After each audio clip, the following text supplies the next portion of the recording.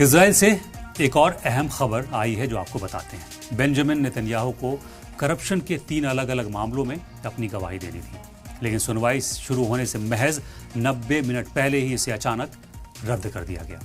Netanyahu के वकील अमित हदाद ने अदालत को फोन करके सिक्योरिटी रीजन का हवाला दिया और कहा कि फिलहाल पीएम का शेड्यूल ऐसा है कि वो पेश नहीं हो सकती। अदालत ने इस गुजारिश को मान लिया और सुनवाई टल गई, जबकि इस गवाही का इंतजार पिछले 6 हफ्तों से किया जा रहा था। नेतन्याहू पर महंगे तोहफे लेने, मीडिया मालिकों के साथ मिलकर अपने फायदे के सौदे करने और हमास को फंड करने जैसे संगीन इल्जाम हैं। नेतन्याहू इन सभी इल्जामात को गलत बता रहे हैं और उनका कहना है कि ये सब उन्हें स्ट्रेटेजिक तौर से नुकसान पहुंचाने के लिए किया जा रहा है। साल 2020 से चल रहे इस लंबे ट्रायल में अब वो दौर आया जब उन्हें खुद कटघरे में खड़े होकर सवालों के जवाब देने हैं, लेकिन जंग और सिक्योरिटी के हालात की वजह से ये प्रोसेस बार बार रुक रहा है।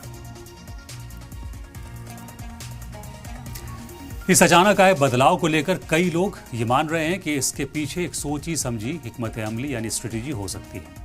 कहा जा रहा है कि इसीलिए इसके ठीक चंद दिन पहले नेतन्याहू के कैंसर की रिपोर्ट को पब्लिक किया गया था, जिससे लोगों के दिलों में उनके लिए एक तरह की सिंपैथी पैदा की जा सके। इस तरह की खबरें जब मीडिया में आती हैं तो आम जनता का गुस्सा थोड़ा कम हो जाता है और लोग प्रोटेस्ट करने के बजाय उनके हेल्थ और सिक्योरिटी को लेकर ज्यादा सोचने लगते हैं, थोड़े हसास हो जाते हैं। सुनवाई का इस तरह टलना नेतन्याहू के लिए राहत की बात मानी जा रही है, क्योंकि इससे उन पर पड़ने वाला सियासी और अवामी दबाव कम हो सकता है। जब मामला अदालत में खिंचता है और साथ में बीमारी या सिक्योरिटी जैसे पहलू जुड़ जाते हैं तो सड़कों पर होने वाले मुजाहिरों की धार और रफ्तार भी कम हो जाती है। इन दिनों पूरे इजराइल में सरकार के खिलाफ काफी मुजाहिरे हो रहे हैं।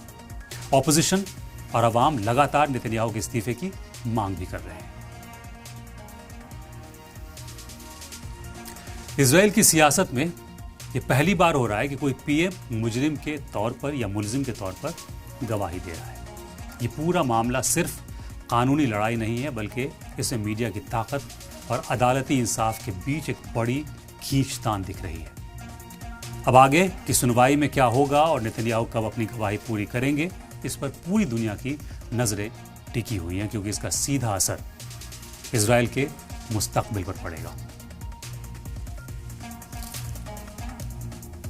तो इस वक्त दुनिया एक बेहद नाजुक मोड़ पर खड़ी है, जहां एक तरफ ट्रंप खुद पर हुए जानलेवा हमले से अपनी सियासत को नया रुख देने में जुटे हैं, तो दूसरी तरफ ईरान के साथ तनाव खत्म करने के लिए पर्दे के पीछे बड़ी शर्तें रखी जा रही हैं। ईरान ने हॉर्मुज स्ट्रेट को खोलने के बदले सैंक्शंस को हटाने की जो नई शर्तें रखी हैं, उसने व्हाइट हाउस को सोचने पर मजबूर कर दिया है, क्योंकि अब जंग लड़ना अमेरिका के बस की बात नहीं लग रही है।